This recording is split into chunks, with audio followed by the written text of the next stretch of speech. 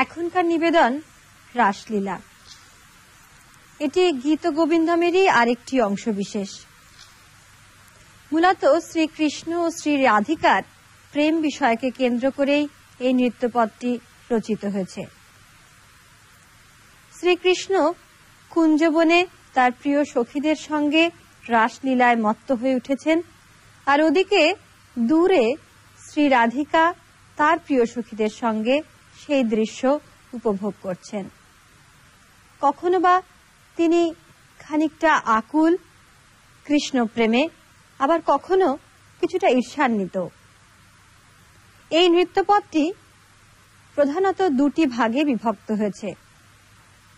প্রথম অংশে শ্রীকৃষ্ণের আবির্ভাবের কিছু পরেই শ্রী রাধিকা তার প্রিয় সখীদের সঙ্গে কৃষ্ণ প্রেমে আকুল। পরবর্তী অংশে দেখা যায় শ্রীকৃষ্ণ তার প্রিয় সখীদের সঙ্গে রাসলীলায় মত্ত হয়ে উঠেছেন।